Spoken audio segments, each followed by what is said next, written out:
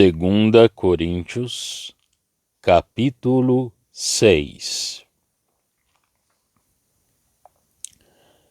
E nós, cooperando também com ele, exortamo-vos a que não recebais a graça de Deus em vão.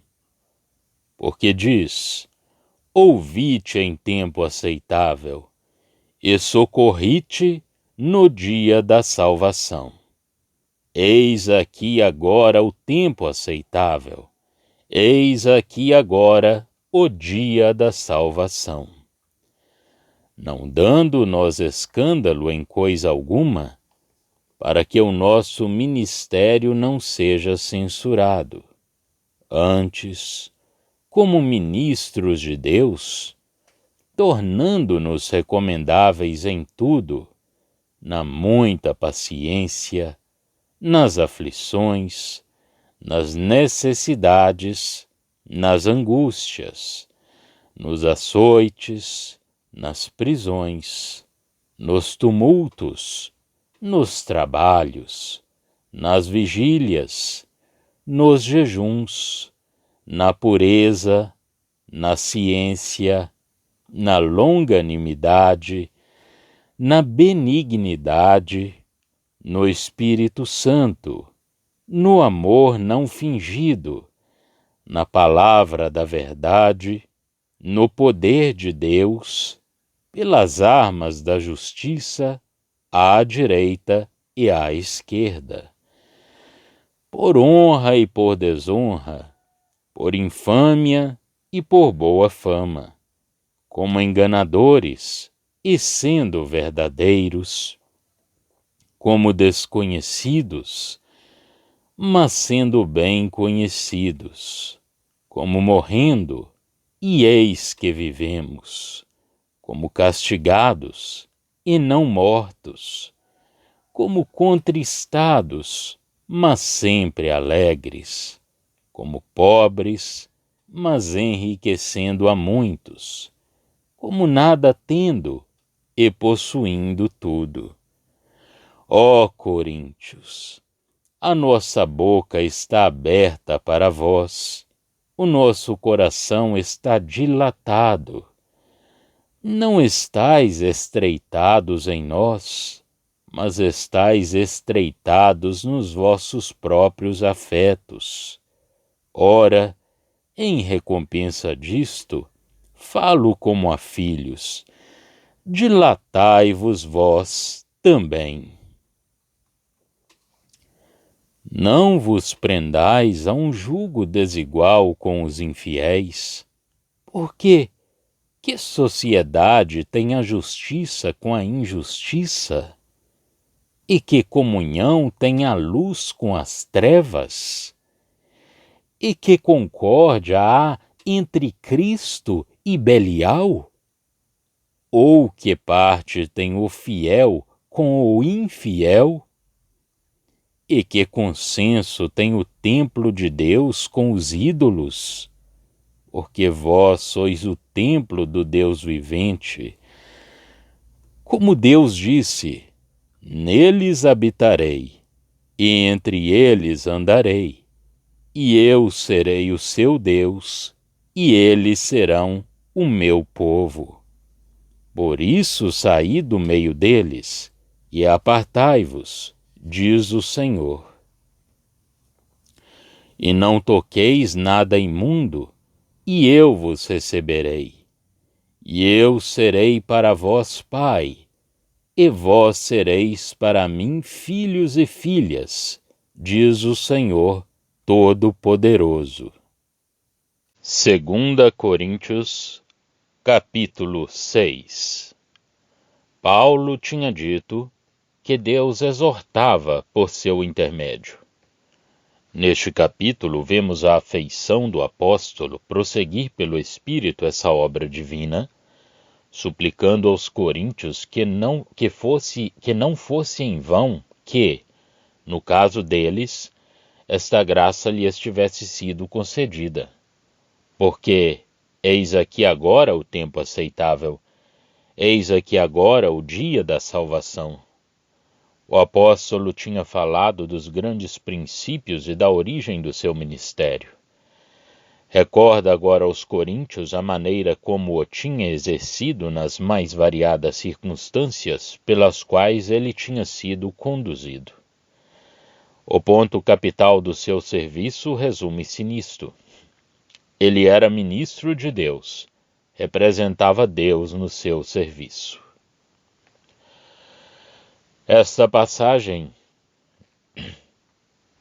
eis aqui agora o tempo aceitável, eis aqui agora o dia da salvação, é uma citação de Isaías 49:8, que fala da bênção que devia ser concedida aos gentios quando Cristo fosse rejeitado pelos judeus, mas pela obra de Cristo e pela ressurreição. Este fato tornava imprescindíveis duas coisas. Em primeiro lugar, Paulo devia ser impecável em todos os seus atos. Em segundo lugar, devia manter esse caráter de ministro de Deus e o exercício do seu serviço através de toda a oposição e em todas as circunstâncias pelas quais a inimizade do coração do homem e as próprias astúcias de Satanás podiam fazê-lo passar. Mas em tudo e por toda parte o apóstolo afastava, pelo seu impecável comportamento, toda a ocasião real de lhe dirigirem censuras para que ninguém tivesse motivos para censurar o ministério. Assim, o seu ministério legitimava-se em tudo como o de um ministro de Deus. Paulo representava dignamente aquele em cujo nome se dirigia aos homens, e fazia-o no meio da perseguição e da contradição dos pecadores, com uma paciência que bem mostrava uma energia interior, um sentimento de obrigação perante Deus, e uma dependência dele que só a realização da presença de Deus e do nosso dever para com ele podem manter. A consciência da sua posição conservava-se no apóstolo através de todas as circunstâncias de que nos fala, e dominava-as. Mostrava-se de igual modo ministro de Deus em tudo o que podia pô-lo à prova, em pureza, em bondade e em amor, como vaso de poder, desonrado ou aplaudido, ignorado do mundo ou conhecido e ocupando um grande lugar aos olhos dos homens.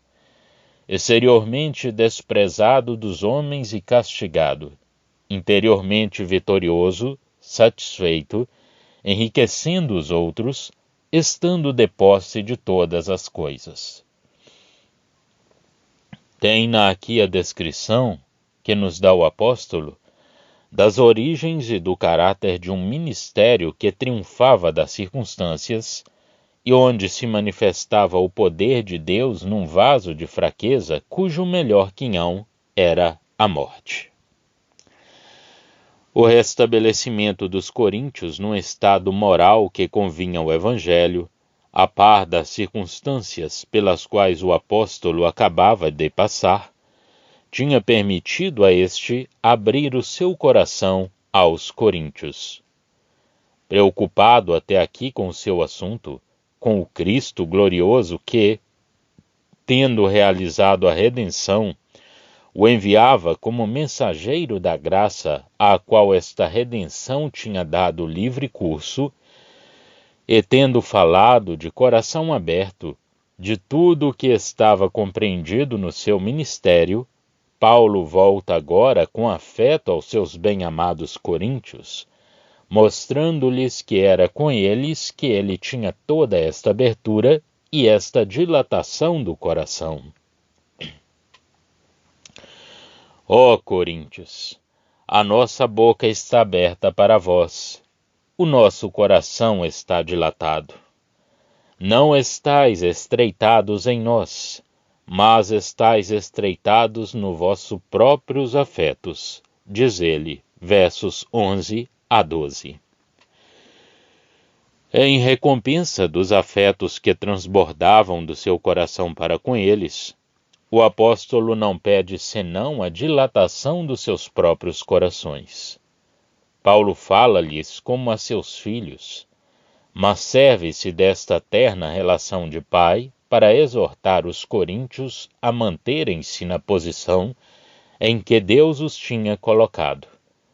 Não vos prendais a um jugo desigual com os infiéis. Tendo influência sobre os seus afetos, e regozijando-se profundamente perante Deus na graça que os tinha trazido a retos sentimentos, o seu coração, como que fora dele, é livre de se entregar à alegria que lhe pertencia em Cristo glorificado. Mas, afinal de contas, com serenidade, quando se tratava dos seus queridos filhos na fé, pois procurava desprendê-los de tudo o que reconhecia a carne, ou implicava que uma relação que a reconhecia era possível para um cristão. Filhos da fé, que posição abençoada esta de um homem que, arrebatado de si mesmo e fora de um estado de calma reflexão, é inteiramente absorvido em Deus, quando tomado para Ele, e que, com serenidade, se ocupa, com amor, a procurar o bem dos seus irmãos, os membros de Cristo. De um homem que, ou fica extasiado na contemplação de Deus e em comunhão com Ele, ou então é cheio de Deus, e de tal modo que só pensa nos outros com verdadeiro amor. Procurava desprendê-los de tudo que renegava a posição de um homem que tem a sua vida e os seus interesses na nova criação, de que Cristo é o chefe na glória. Um anjo pode servir a Deus neste mundo, pouco lhe importando de que maneira, contanto que seja segundo a vontade de Deus. Mas associar-se aos interesses do mundo como dele fazendo parte, aliar-se àqueles que são governados pelos motivos que influenciam os homens deste mundo, e assim, por um comportamento comum, mostrar os cristãos e o mundo atuando em conjunto, segundo os princípios que formam o caráter do mundo, seria, para seres celestes, perderem a sua posição e o seu caráter. O cristão que tem por quinhão a glória de Cristo, o cristão que tem o seu mundo, a sua vida, as suas verdadeiras associações lá onde Cristo entrou, já não deve e não pode, como cristão, colocar-se sob o mesmo jugo ao lado daqueles que só têm motivos mundanos. Não podem puxar o carro da vida numa marcha comum. Que comunhão poderia haver entre Cristo e Belial, entre a luz e as trevas, entre a fé e a incredulidade? Que acordo poderia haver entre um templo de Deus e os ídolos? Os cristãos são o templo do Deus vivo, que habita e anda no meio deles. Ele é Deus para eles. Eles são o povo para Deus. Por conseguinte, devem retirar-se de toda associação com os mundanos e separar-se deles. Como cristãos, devem manter-se à parte, porque são o templo de Deus. Deus habita no meio deles, anda no meio deles, é o seu Deus. Portanto, eles têm de sair do mundo e ficar separados, e Deus os reconhecerá e estará com eles na relação de um pai com os seus filhos e as suas filhas que lhes são queridos. Temos aqui, note-se bem, a relação especial em que Deus se coloca conosco. As duas relações precedentes com os homens, sob as quais Deus se revela, são mencionadas aqui, mas ele entra agora numa terceira. A Abraão, Deus revelou-se como sendo o Todo-Poderoso. A Israel, revelou-se como sendo Jeová ou Senhor. Aqui, O Senhor Todo-Poderoso declara que Ele será por pai para os seus filhos e para as suas filhas. E nós saímos do meio dos mundanos precisamente por isso. Não somos do mundo, somos de Deus. Isso não significa que se saia fisicamente do mundo, mas sai-se do meio dos mundanos enquanto estamos neste mundo, para entrarmos na relação de filhos e de filhas com o Deus e Senhor Todo-Poderoso. Na prática, não realizamos essa relação sem sairmos do meio do mundo. Deus não quer que os mundanos estejam em relação com Ele como sendo seus filhos e filhas. Eles não entraram nessa posição perante Ele. Deus não quer reconhecer, como estando em tal posição, aqueles que permanecem identificados com o mundo, porque o mundo rejeitou seu Filho, e a amizade do mundo é inimizade contra Deus. Aquele que é amigo do mundo é inimigo de Deus. Permanecer mundano não é ser filho de Deus no sentido prático. Por isso Deus diz: saí do meio deles e apartai-vos, e vós sereis para mim filhos e filhas. Note-se que não se trata de sair do mundo. É enquanto estamos no mundo que entramos em relação com Deus, mas sim de sairmos do meio dos mundanos para entrarmos na relação de filhos e filhas, a fim de sermos para Deus filhos e filhas, para sermos reconhecidos por Ele nesta relação. Devemos notar que a passagem nos apresenta dois fatos. Primeiro, Deus está presente na assembleia daqueles que são separados do mundo e anda no meio deles, como fez com Israel no deserto, após a saída do Egito. Segundo, os indivíduos que formam a assembleia entram na relação de filhos e de filhas. Já estão disponíveis para leitura os comentários do Novo Testamento e do Antigo Testamento de João Nelson Darby. Estão nos formatos de livro, e-book, também aplicativo para o celular Android. Visite o nosso site www.palavrasdoevangelho.com.